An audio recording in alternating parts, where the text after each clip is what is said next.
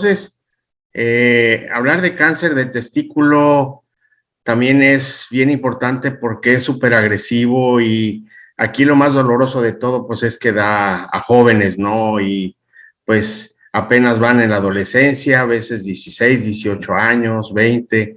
Y bueno, pues vamos a hablar un poquito acerca de él, en donde por definición siempre es importante saber cuál es la base. Pues es un cáncer que se desarrolla en uno o en ambos testículos y más del 90% de estos cánceres se desarrolla por células germinativas o germinales. Entonces, aquí viene la base de todo el problema, ¿no? Y la pregunta que uno se hace, ¿y por qué a jóvenes? Bueno, pues porque son células germinativas donde ya vienen en su desarrollo, ¿no? Entonces es parte, cuando viene uno ya marcado genéticamente con predisposición a cáncer, pues ahí es cuando nos interesa más que nada detectar a tiempo, ¿verdad? Sigo insistiendo, la detección oportuna para poder ayudar más a un pacientito. Entonces, partiendo de ahí, pues ya entendimos el por qué se da en pacientes jóvenes. Siempre es bueno hablar de números para tener una idea.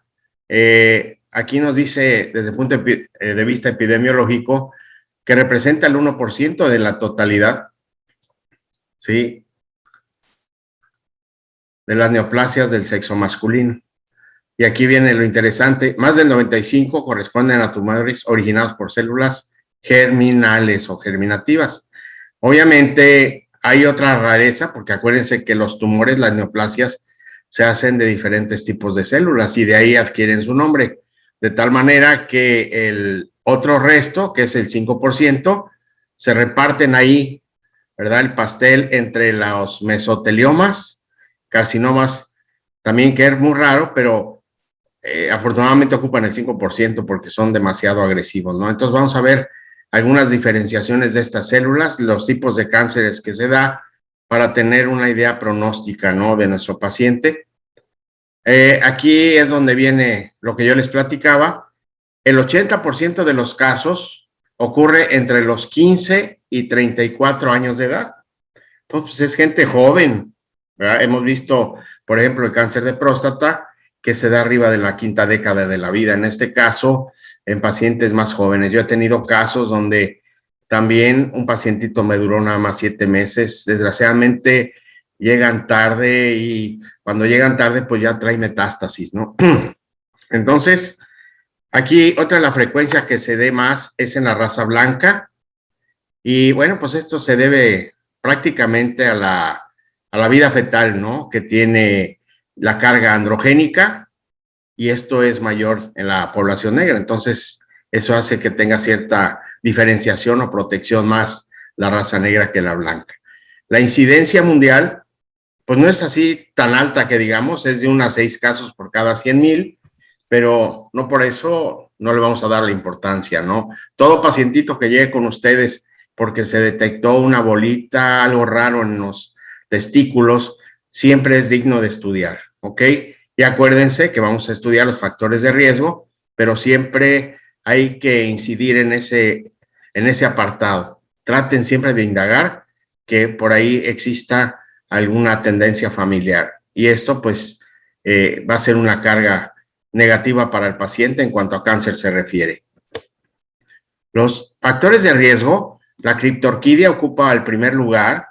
Este factor de riesgo se da cuando es tardío el descenso de los testículos. Ustedes saben que el niño al nacer, pues a veces la exploración, a veces es importante cuando ustedes estén en el servicio de pediatría, al explorar al bebé, forzosamente tienen que pasar por genitales y checar si está la presencia de los testículos. A veces tardan en bajar, vienen de la región inguinal, y a veces hasta 7 días, etcétera, ¿no?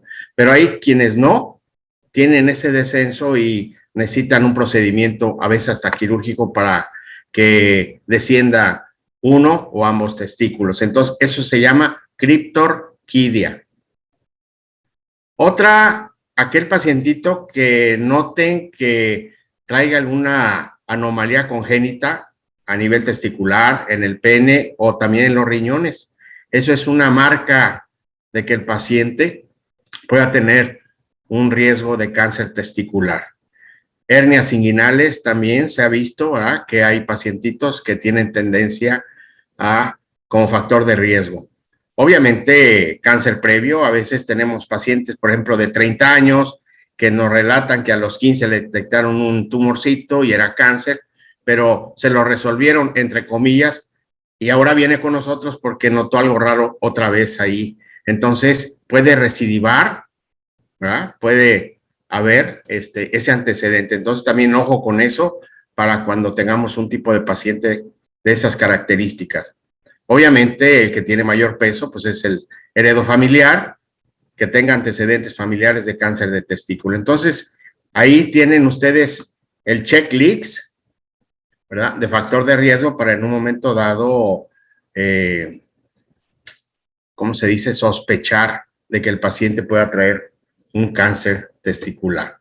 Obviamente, siempre hay clasificaciones, no podía quedarse atrás el cáncer testicular, y desde el punto de vista de anatomía patológica, es importante saber si el tumor o el cáncer que trae nuestro paciente es seminomatoso o no seminomatoso. Así en esos grandes grupos se clasifica, pero vamos a ver detenidamente, por ejemplo, la clasificación desde el punto de vista histológico se divide en seminoma, carcinoma embrionario, coriocarcinoma, teratoma y tumor de senos endodérmicos. Esto es una clasificación desde el punto de vista histológico o celular.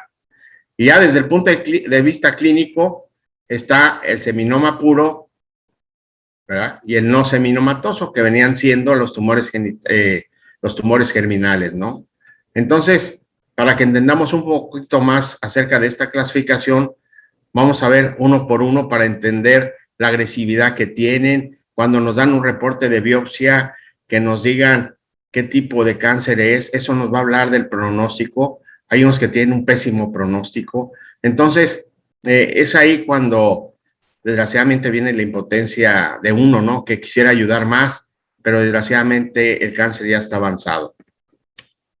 Vean ustedes, por ejemplo, el seminoma, cómo se ve estas neoplasias, esta formación de tumores a nivel testicular, en donde pues está el tipo 1, donde está o ocupa el 10%, que es bien diferenciado. Si se fijan, es el que tiene más bajo índice en porcentaje. El número 2 o el tipo 2 está moderadamente diferenciado. Y el tipo 3, que ocupa el 30%, es el mal diferenciado. Este se da ya en pacientes de 40 a 50 años por lo general. Estos tienen la característica de ser muy radiosensibles, las células se controlan, se mueren muy rápido con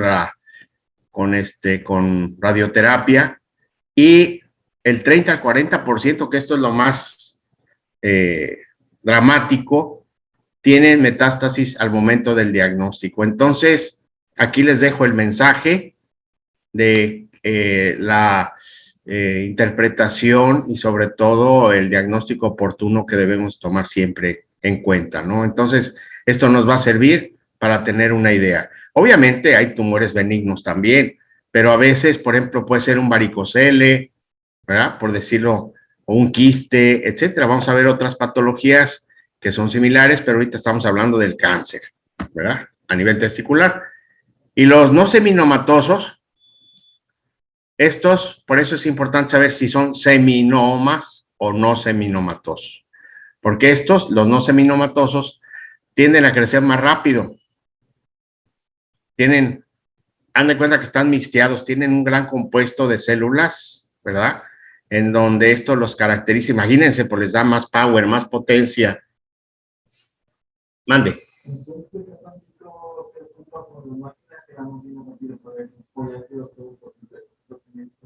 Ok, sí, ayer parece que le presté una laptop a la doctora, pero si gustas, la doctora se encuentra en el área de la doctora, donde estaba antes la doctora Juárez, y ya debió haber llegado. Gracias, Diego. Disculpen, híjole, qué pena, iba yo ok.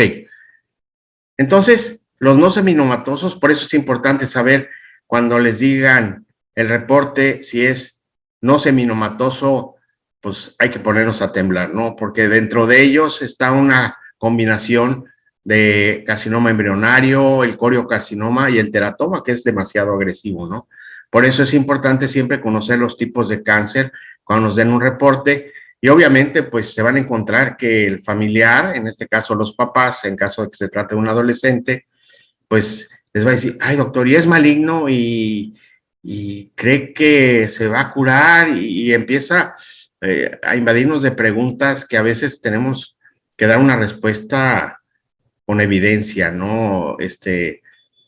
Y estas noticias, pues a veces no son buenas, ¿verdad? Ustedes lo van a ir aprendiendo en su práctica médica, pero bueno, vamos a empezar con este tipo de cáncer, el embrionario, si gustan apuntarlo, nomás para que lo tengan como nota interesante.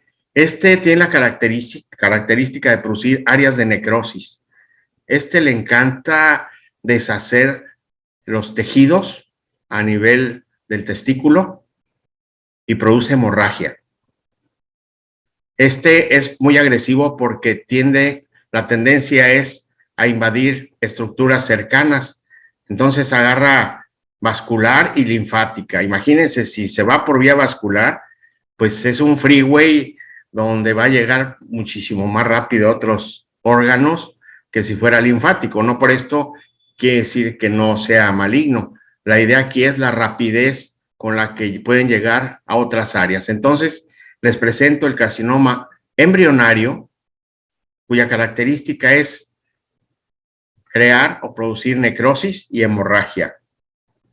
Tenemos el de seno endodérmico, que es otra variedad de tumor. Se da en la edad infantil, lo vemos con mayor frecuencia, porque tiene una combinación de otros tipos de células, ¿verdad?, cancerígenas, de tal manera que si por ahí nos consulta la mamá que notó que el niño traía una bolita que no traía o que empezó a crecer, pues ahí es donde necesitamos hacer un buen interrogatorio, buenos estudios, una buena exploración, etcétera, etcétera, ¿no? Que vamos a ver a continuación. Pero bueno, estamos viendo el segundo tipo de tumor. Nos vamos con el coriocarcinoma. También es súper agresivo. Tiene una característica de formar células gigantes a nivel del sincitio y también citotrofoblásticas. Esto lo caracteriza como un tumor mixto, ya que tiene estos dos tipos de células. Y la característica de que sea muy agresivo es que se disemina muy rápido por vía hematógena. A le encanta irse por la sangre, estacionarse en otros tejidos, en otros órganos y producir metástasis. Entonces, el coriocarcinoma también lo tenemos como muy agresivo. Y luego viene el teratoma, ¿no? Pues, tiene varios tipos de formación de células. Habla de una derivación de al menos 2 hojas embrionarias, de tal manera que lo caracteriza por un teratoma que puede ser maduro o inmaduro. Lo hace maduro cuando, pues, obviamente, ya se ven bien diferenciadas las estructuras del tumor, y cuando apenas está en desarrollo, pues se llama inmaduro, ¿verdad? En donde hay cierta diferenciación tisular que todavía no se desarrolla y se ven características como en el tejido fetal. Y tenemos el teratoma maligno. Ahí cuando nos digan que se trata de un teratoma maligno, pues es demasiado agresivo, ¿no?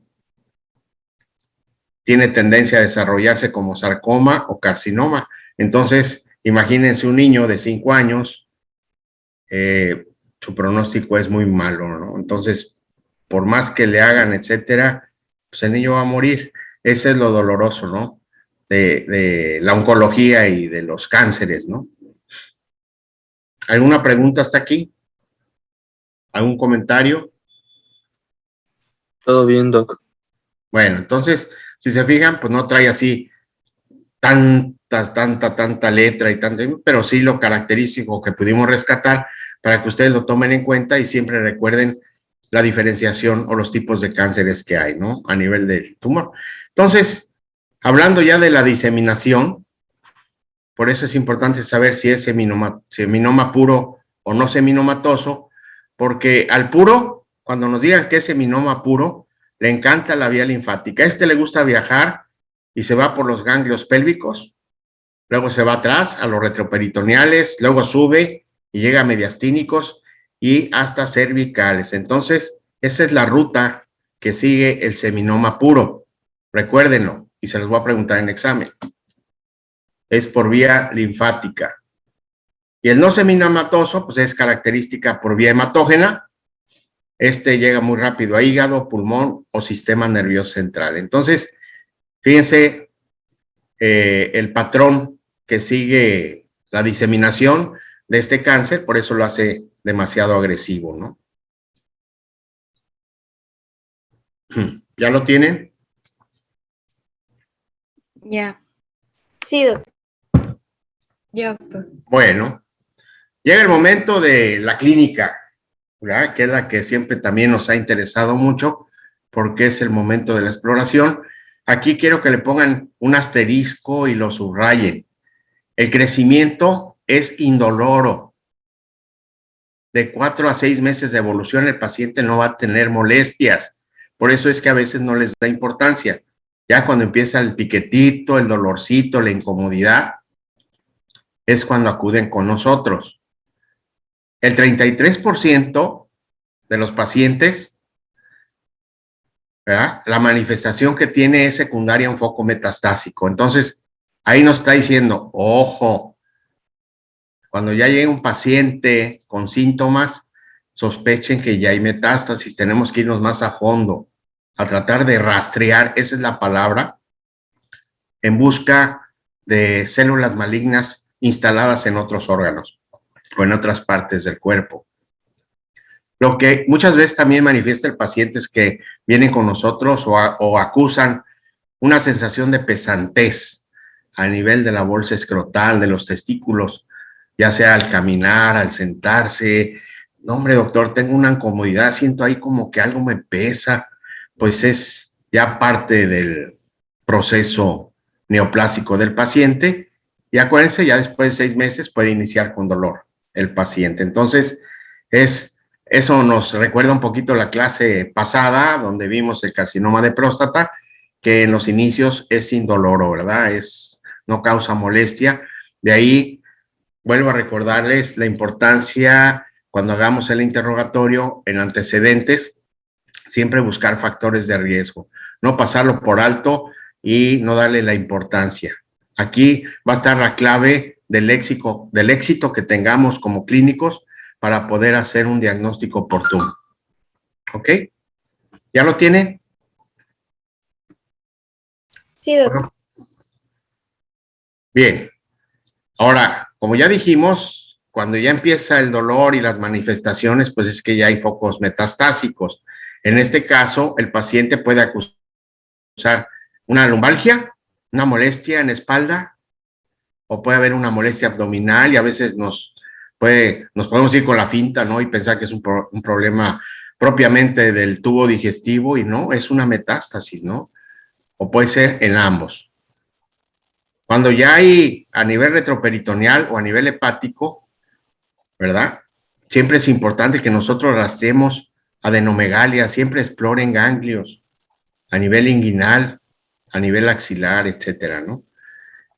El paciente, pues si ya nos dice que viene por un dolor a nivel testicular y que notó una bolita ahí, o que le ha crecido el testículo, y que además tiene 2 meses de tos y que ha tomado jarabe, inclusive el jarabe que recetan las mamás de los doctores, el Histiazid, y nada, ¿verdad? No hay mejoría, pues entonces hay que pensar en una metástasis a nivel pulmonar. ¿Qué harían ustedes en ese aspecto? O de esa situación. ¿Qué solicitarían? Una radiografía o tomografía. Sí, una radiografía para ver tórax, ¿no? Porque pues dice que tiene tos, no se ha curado, inclusive hasta antibióticos tomó, lo exploran, a la exploración ustedes van a encontrar estertores, a lo mejor subcrepitantes, y dicen, ah, caray, este cuate traerá una bronquitis, ¿no? Pues vamos a tomar una radiografía y nada, se llevan la sorpresa que trae calcificaciones y que trae ya indicios de que hay metástasis, va a decir, ah, carambola. Entonces, siempre es importante, si no les da, ahorita lo vamos a ver, pero si no les da tal información, pues está el TAC, acuérdense, nos vamos a las ligas mayores de la radiología, ¿no? Pero siempre es importante tener esto en cuenta. Entonces, cuando hay adenopatías, adenomegalias palpables a nivel supraclavicular, pues juren lo que ya hay una extensión metastásica a nivel torácico también del paciente. Por eso es importante y siempre hago hincapié al momento de la exploración, porque la clínica nos va a dar la pauta a seguir. ¿Ok? Entonces, ya en general, desde el punto de vista sintomatológico, el paciente tiene la sensación de un bulto que puede ser indoloro, un proceso inflamatorio por lo mismo, ¿verdad? En cualquiera de los testículos o en ambos. A veces nos refiere, pues ya bien localizado, ¿verdad? La molestia, sobre todo a nivel escrotal, y cualquier engrandecimiento de un testículo o cambio es como se siente, o sea, como lo manifiesta el paciente. Acuérdense que cada paciente manifiesta síntomas en una escala del dolor diferente, porque el dolor es subjetivo. No hay un aparato que mide y dice, ay, mira, trae 10 de dolor, trae 8 de dolor. No, como si fuera un termómetro, pues no. Entonces, siempre le preguntamos al paciente, oiga, de escala del 0 al 10, no, doctor, pues es un 8, es un 7, ¿verdad? Y ya tenemos una idea de las características del dolor que puede traer el paciente, ¿no? Entonces, la sensación de pesantez, acuérdense, y puede haber inclusive manifestación de un dolor a nivel abdominal. A veces es un dolor sordo, no bien diferenciado. Puede haber un dolor en espalda o a nivel inguinal. A veces el paciente se asusta porque de repente le crecieron los testículos, ¿verdad? Y están bien grandotes, doctor, y es la bolsa escrotal que de repente, pues como hay un exudado ya por la neoplasia que está prevaleciendo, le produjo una hidronefrosis ahí, perdón, acúmulo de líquido o de secreciones, y esto hace el engrandecimiento. Pídanle un ultrasonido y ahí van a detectar el problema, inclusive hasta la neoplasia. ¿Alguna pregunta hasta aquí? No, doctor, bien. Todo bien, doctor. Había leído de que bueno, la criptorquidia creo que da más en el testículo izquierdo derecho. ¿Tiene que ver con el tamaño o así? Porque vi también que creo que normalmente el derecho es más grande o se cuelga más. Sí, no es más grande, está un poquito más descendido precisamente para comodidad del hombre, del varón, cuando pues estemos sentados o crucemos la pierna, etcétera. Si no, pues pobrecitos, ¿verdad? También pegaditos y pues no, la molestia que iba uno a tener, ¿verdad? Entonces esa es la situación, más que nada. Y ya vimos que puede ser uni o bilateral. Entonces, si es un paciente que te dice que tuvo una criptorquidia derecha, pues lo más probable es que por ahí venga el problema, ¿no? Del lado derecho. En cuanto al diagnóstico, dice uno, ah, caray, pues, ¿qué le voy a pedir, no? Aquí, pues, está contraindicado hacer biopsia directa a nivel testicular. ¿Por qué? ¿Por qué creen? Siempre hay que hacer en ganglios la biopsia.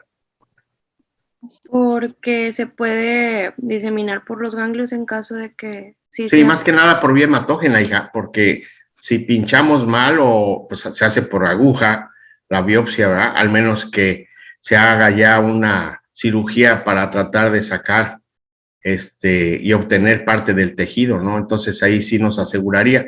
Pero acuérdense que las células pues son pequeñas, las neoplásicas nomás están buscando por dónde escabullirse y en este caso, por eso nos dice que la mayor parte de los casos se establece a partir del producto de una orquiectomía, ¿no? Entonces, a veces resulta que el paciente le hicieron cirugía y le extirparon los testículos, lo mandan a analizar y, oh sorpresa, era un cáncer, ¿no? Entonces, ahí es donde también tenemos que poner mucha atención.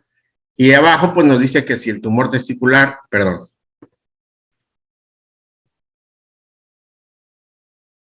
si un tumor testicular no es obvio, se recurre a la biopsia. de adenopatías en el hueco supraclavicular izquierdo, que es donde más frecuente tienen ese viaje, por eso se recomienda ese nivel.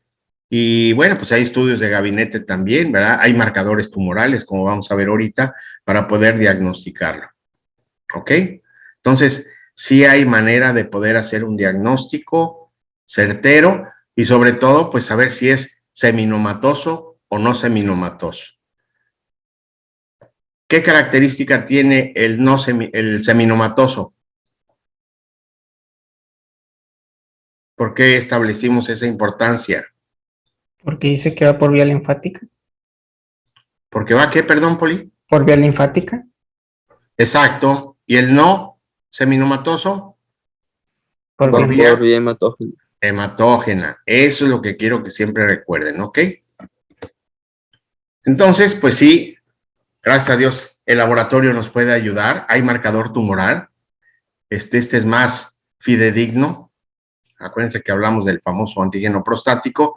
En este caso, también a nivel del tumor testicular, existen marcadores. Está la alfa-fetoproteína. Acuérdense que son tumores de origen germinal. Entonces, la alfa-fetoproteína, si está alterada, pues prácticamente nos va a decir que el paciente trae cáncer. También la fracción beta de la gonadotropina coriónica humana. Entonces, estas dos, abreviado HCG beta, tenemos que solicitar ante la sospecha de un tumor testicular. No se les olvide. Pregunta de examen también. Alfa-fetoproteína y la fracción beta. Ahorita vamos a ver cómo se interpreta y cómo desde el punto de vista del resultado de estos marcadores puedo saber si es seminomatoso o no seminomatoso. ¿Cómo la ven? Ya empezó a tomar interés esto, ¿no? ¿Por qué? Porque siempre hay que tener herramientas para el diagnóstico. No podemos dar un diagnóstico sin tener bases. Esto siempre tiene que ser bajo evidencia. Yo no puedo decir algo que no estoy seguro de lo que es, ¿verdad? Entonces, ¿ya lo tienen? Ya, doctor. Bueno, ¿quién lo lee?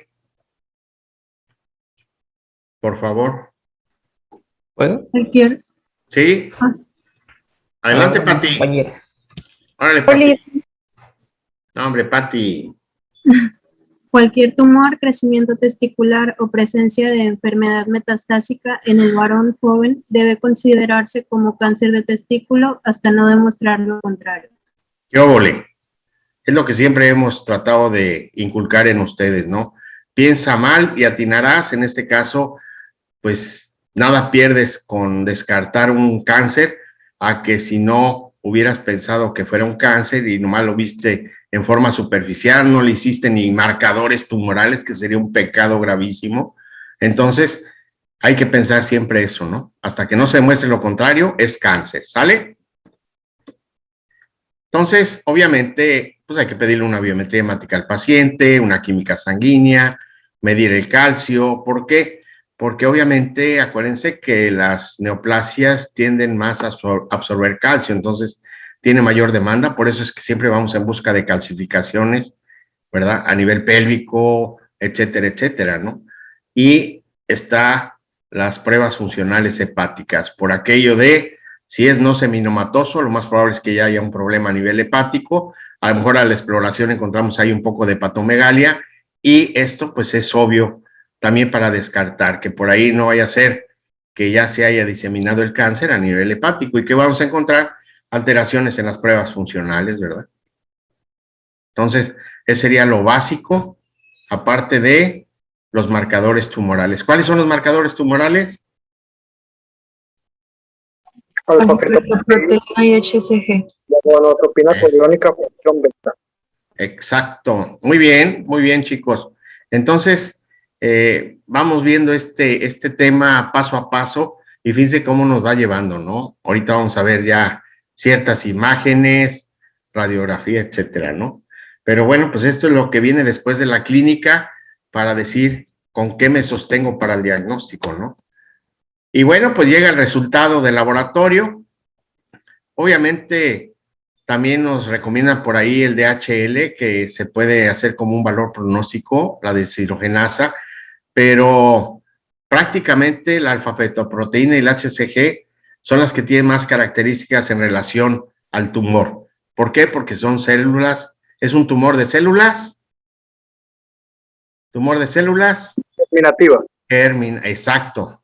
Entonces, nos dan el resultado y nos dicen alfa-fetoproteína, fíjense, porque no necesariamente tienen que ser positivas.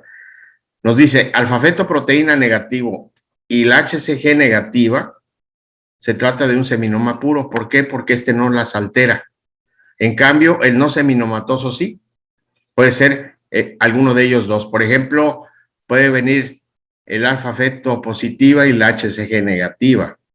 O al revés, la HCG positiva y la alfa-fetoproteína. Entonces sería un no seminomatoso. Y si están negativas las dos, se trata de un seminoma puro. ¿Ok? Ahora dicen, se va a mandar al doctor Pulido a sonoimagen, pero ¿qué le voy a pedir? Pues un ultrasonido testicular, ¿verdad? Ese nos va a dar la imagen de la neoplasia, el tamaño, su localización, etcétera, ¿no? Igual está la tomografía, esa nos va a ayudar muchísimo a detectar si hay diseminación. Entonces le vamos a pedir una tomografía computarizada contrastada de abdomen y pelvis, sobre todo abdomen para rastrear hígado. Obviamente, si ya le hicimos una de tórax y nos indica que por ahí ciertas áreas que no les gusta y que hay calcificación, etcétera, pues pídale una tomografía de tórax. Por eso dice que es a juicio del clínico. Si yo tengo la sospecha, ya lo exploré, trae estertores, la radiografía me indica que trae ciertas calcificaciones, pues voy a verlo con mayor lujo de detalle pidiéndole una tomografía de tórax. Esto cuando sospechemos metástasis a nivel pulmonar. Lo que vamos a hacer es rastrear si hay cáncer en el pulmón originario de los testículos. ¿Ok? Pero pues siempre váyanse con lo más light, que es la placa de tórax. Siempre pidan la API lateral, anteroposterior y lateral, para que nos dé mayor información esta especie de toma radiológica. Y obviamente, si ya llegó al sistema nervioso porque era un no seminomatoso y se diseminó por vía hematógena y el paciente empezó a tener ciertas focalizaciones o ciertas manifestaciones de alteración del sistema nervioso, inclusive hasta convulsiones, etcétera, pues se van a pedir una resonancia magnética o un TAC a nivel cerebral. ¿Ok? Siempre y cuando haya bases clínicas que lo apoyen, porque lo va a pedir nomás por pedir, pues no. A ver si lo trae. No, lo vamos a pedir porque ya el paciente tiene ciertas manifestaciones clínicas que apuntan que probablemente haya metástasis a nivel cerebral. ¿Ok? Entonces, vamos desde el ultrasonido hasta la radiografía, que son las primeras bases para solicitar. Y vean ustedes en la imagen de la izquierda, que es una imagen sonográfica, cómo se puede detectar, ¿verdad? Las imágenes tumorales, que son hipoicoicas, son más sombreadas, oscuras, y tenemos aquí en la tele de tórax cómo se ven múltiples calcificaciones, que veíamos que las células neoplásicas tienen mayor tendencia a la absorción. ¿Por qué? Porque su membrana es más grande y tiene mayor facilidad al paso del calcio. Entonces, eso hace que veamos en una radiografía de tórax a un paciente que tenía problemas de tos. Vean cómo hay múltiples calcificaciones. Esto ya es una metástasis, doctores. ¿Ok? ¿Sale? Sí, doctor. Sí. Siempre es importante, nos quedan 2 minutos, ¿los agotamos o nos vamos a corte? Vámonos a corte, doc. Bueno, me encanta. Bueno, vamos a un corte comercial y regresamos. Recording stopped. Pues obviamente ya extirparon el testículo o los testículos, mejor dicho, y se mandan a patología. Ahí pues tenemos que ver en qué estadio se encuentra el tumor. Y bueno, pues aquí está la clasificación, ¿no? En donde es importante que la recuerden, les encargo que la lean, por favor. Y nada más, por ejemplo, para mencionar, el TIS nos dice que es una neoplasia celular intratubular, que es un carcinoma in situ. Es importante porque en este caso se le puede ayudar más al paciente. Obviamente, al haberle quitado los testículos, pues también tienen que valorar eso, ¿no? Porque se supone que si es un paciente joven, después pues va a querer tener familia, pues ya no va a ser posible, pero hay que valorar, ¿no? Que en un momento dado se pudo salvar, en este caso, que no se extendiera el tumor y que pues ahí necesitan intervenir el departamento de psicología, etcétera, etcétera, ¿no? Pero es un ejemplo para que vean ustedes qué tan importante es encontrar un tumor y saber en qué estadio se encuentra. Así nos dicen que hay un tumor que está en etapa T4, ¿eh? Por ejemplo. Hay que decir que ya hay una invasión importante, ¿no? Y acuérdense que está el TNM, que siempre es la clasificación oncológica, en donde la N significan los ganglios, y aquí, por ejemplo, el N0 o el NO es sin evidencia de tumor en ganglios linfáticos. Eso pues también nos tranquilizaría porque se supone que no hay extensión. Pero ya un N1 nos habla de una adenopatía que tiene menos de 2 centímetros, ¿verdad? O pueden ser varios, pero no pasan de 2 centímetros. Y más de 5 ganglios se considera N2, ¿verdad? Entonces tiene que ver mucho considerar si son menores de 2 centímetros o mayores de 2 centímetros. Si esos ganglios crecieron a más de 2 centímetros, pues ya estaría en un estadio N2. Y N3 sería más de 5 centímetros, ¿no? Prácticamente sería el tamaño de un limón, que eso pues nos habla más de la gravedad, ¿no? Del problema. Entonces siempre es importante conocer el TNM de la biopsia, ¿no? Y ya la metástasis, pues también igual, ¿verdad? Nos va a tranquilizar si está en MO o en M0 a cuando está en M1, en M1B, ¿verdad?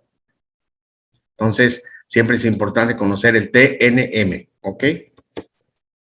Llega el momento del tratamiento, ya para terminar, pues no vamos a ondear, pero pues el tratamiento es cirugía, obviamente, siempre y cuando esté in situ, esté en estadios iniciales.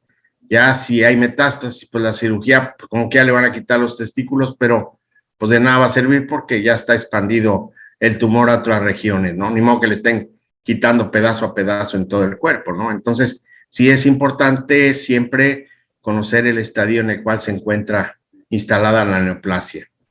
Y la radioterapia es de gran ayuda, ¿verdad? Se ha visto que se detiene el crecimiento de las neoplasias y también la quimio, ¿no? Eso ya lo decide el especialista, pero aquí nuestra misión es, como médico de primer contacto, si un paciente nos llega a consultar con una bolita en los testículos, no lo dejen ir hasta que estén seguros de que no es un tumor maligno, ¿ok? El seguimiento, pues obviamente hay que estar citando al paciente, hacerle exploraciones con frecuencia. Está la alfa-fetoproteína, ¿verdad? Que también nos habla de un seguimiento que no siga positiva en caso de que sea no seminomatoso, pues ya sabemos los resultados. Está la GCH, está el TAC y la radiografía de tórax, ¿no? A ver si no por ahí hay es una manera de rastrear al paciente, ¿no? El primer año es cada 3 meses, hay que estarle dando vigilancia al paciente, es la recomendación que nos dan. Ya cuando pasan 2 años, cada 4 meses, se va distanciando un poquito más la visita del paciente con nosotros. Y ya entre 3 y 5 años, cada 6 meses hay que estarlo vigilando, ¿verdad? Para explorar y que no haya por ahí algún crecimiento, etcétera. Obviamente le vamos a recomendar a nuestro paciente que se autoexplore, cualquier situación o cambio que note, pues acudir con nosotros, ¿no? En conclusión, ¿quién lo lee? ¿Puedo? Ándale, Pati. Dale, Poli. Bueno, en conclusión, casi todo cáncer de testículo es generalmente uno de estos dos tipos, semioma y no semiomatoso. Otros tipos son poco comunes. Esta enfermedad ocurre con más frecuencia en hombres entre los 15 y 34 años de edad. Representa solo el 1% de todos los cánceres que padecen los hombres. Los factores de riesgo incluyen tener un testículo sin descender, cáncer previo de testículo y antecedentes familiares de cáncer de testículo. Los síntomas incluyen un abultamiento, inflamación o engrandecimiento de un testículo, dolor o molestia en un testículo o en el escroto, y dolor sordo y persistente en el abdomen inferior, espalda o ingle. El diagnóstico incluye generalmente análisis de sangre, ecografía y biopsia. El tratamiento puede, por lo general, curar el cáncer de testículo, pero los exámenes regulares de seguimiento son muy importantes. Ay, mire, pues gracias. Esta sería la conclusión de lo que vimos hoy en nuestra clase. Obviamente, yo los invito a que sigan viendo por ahí algunos artículos, algunas cosas nuevas, etcétera, pero las bases ya las tienen, ya saben cuál es la importancia en un momento dado de la visita de un paciente con un problema testicular y obviamente pues vamos al momento de explorar, que se me pasó a comentarles, pues tiene ciertas características, ¿no? Casi siempre son duros, a veces puede doler un poco al paciente al momento de la palpación y no son tan móviles como, por ejemplo, un varicocele, ¿no? Que también se denota como un tumorcito, pero es blando, hagan de cuenta como un pequeño globito ahí, a diferencia de un tumor que sí está macizo, ¿verdad? Está bien diferenciado, o sea, bien definido al momento de explorar. ¿Alguna pregunta? ¿Algún comentario? Yo tengo uno. ¿Se puede presentar el cáncer testicular fuera del rango de edad que dijo? De Sí. 16 a 34 años. Sí, porque también igual te llega un paciente de 40 años, ya vimos que hay otro tipo de cáncer, ¿verdad? Pero a lo mejor es un teratoma, etcétera, y dices, no, pues no voy a pensar en cáncer porque nomás es hasta los 34, ¿no? Se puede dar, inclusive, ya vimos que se puede dar en la niñez, tiene ciertas características o hay ciertas células que lo caracterizan, pero el rango de frecuencia está entre los 15 y 34 años. Pero también te puedes encontrar la sorpresa que te llegue un paciente de 50 años con un cáncer testicular. ¿Sí, Julio? Ok, gracias. Ok, de nada. ¿Alguien más? Sí, doctor. Quería decir dos cosas. En primer lugar, dice que si se desciende en el momento de la orquídea, si descendemos antes de los 13 años el testículo, dice que reduce grandemente el porcentaje de tener cáncer testicular. Y dice la literatura que generalmente el cáncer aparece o el tumor aparece en el lado opuesto donde hubo la criptorquídea. Y en segundo lugar que quería comentar, en diagnósticos diferenciales, pues dice que no debemos confundirlo generalmente con algún varicocele, alguna orquitis, alguna epididimitis, y esto lo podemos evitar en caso de que palpemos algo y no estemos seguros en la transiluminación.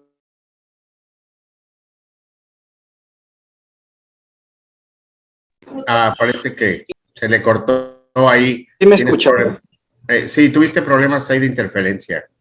Estabas hablando la última parte. Sí, que comentaba de que en los diagnósticos diferenciales debemos tomar en cuenta siempre no confundirlo con alguna orquitis, alguna epididimitis, algún varicocele o virocele, y pues si tenemos dudas en el momento de la palpación y del chequeo clínico podemos tomar una lámpara en la transiluminación y vemos que si es un hidrocele se va a ver translúcido por el líquido, ¿no? Si es algún tejido o tumor en este caso que es sólido, o puede acompañarse generalmente el tumor junto con el hidrocele y camuflajearlo, ¿no? Entonces, en el momento en hacer la translucidez, se observa que hay como que una sombra dentro y alrededor se transilumina, pero es el tumor adentro junto con el hidrocele, con el líquido, ¿no? Sí, así es. Son temas que vamos a ver también, pero siempre es importante. Vamos a suponer que les toque ahí en el servicio social y están en el rancho y pues no tienen más que su conocimiento y su bauma y su esteto y una lámpara y estuche de diagnóstico y se acabó. Obviamente la exploración es una gran guía y como dice Manuel, ¿verdad? En un momento dado la transluminación, una lamparita iluminándolos. Es como cuando, por ejemplo, imagínense, pues sí, es comparativo. Cuando vemos un huevo y le ponemos luz para ver si hay embrión o no, ¿verdad? Se ve ahí en el foquito y se ve más oscuro, si está bueno o no. Pues igual, imagínenselo, ¿no? Transluminar ahí con una lámpara, se van a dar cuenta si es sólido o no. Eso es para tener una idea, porque obviamente necesitamos ir más allá, ¿no? Pero ya desde el punto de vista clínico, ya no se va enfocando, porque igual a lo mejor es un hidrocele o a lo mejor es un quiste. La epididimitis, por ejemplo, tiene ciertas características, también produce inflamación, dolor, pero al momento de palpar realmente es muy incómodo para el paciente, hay aumento de temperatura, hay una zona eritematosa, hay un enrojecimiento en esa área, etcétera, pero está bien para que nosotros desde el punto de vista clínico vayamos haciendo un diferencial y no tampoco decir, no, pues es un problema de varicocele y nada, era un problema neoplásico. Entonces ahí la exploración les va a detectar si está blando o no, duro, así como se acuerdan que vimos la próstata, pues en el caso del tacto también, ¿verdad? Al momento de la palpación del tumor, pero tenemos que ir al ultrasonido, ¿verdad, Sonia? Está bien feliz, Sonia. Sí, Doc. Está con la comadre Lucero, a lo mejor se están texteando ahí. También están las dos ahí bien contentas. Bueno, ¿alguna pregunta? ¿Algún otro comentario? Gracias por tu aportación. Gracias, Julio, por la pregunta. ¿Alguien más? ¿El hidrocele no se podría comparar como un globo con agua? Sí, sí, sí, se hace cuenta, un globito ahí, se siente blando, sí es molesto para el paciente, pero no vas a notar por ahí nada de tumor. Sí vas a tocar los testículos, obviamente, pero pues ahí tiene que ver mucho también la experiencia, ¿no? Si nunca has hecho una palpación detectando por ejemplo, una epididimitis, por ejemplo, o un problema de torsión testicular o un quiste, pues va a ser difícil, ¿no? Entonces, eso lo van a ir aprendiendo con el tiempo, pero ahorita para que se vayan dando una idea de lo que se pueden encontrar y sobre todo el protocolo, ¿verdad? Como si fuera un manual, lo que deben de ir paso a paso para poder llegar a un diagnóstico. Pero igual vuelvo a repetir que la clínica para el diagnóstico ocupa como un 60 o un 70%, haciendo una buena clínica, ¿verdad? Que esa es la idea que siempre quiero dejarles inyectado en su CPU cerebral. ¿Ok? ¿Algo más? ¿Alguna otra pregunta? ¿No? Más tarde les envío la presentación, Carla. Pues déjenme ir con el grupo B, que están inquietos, están ávidos por saber cáncer testicular también. Y nos vemos mañana con el favor de Dios, casos clínicos, ¿sale? Sí. Ok, doctora, hasta mañana. Hasta mañana. Nos vemos, cuídense. Nos vemos, bendiciones. Bye. Nos vemos. Bye.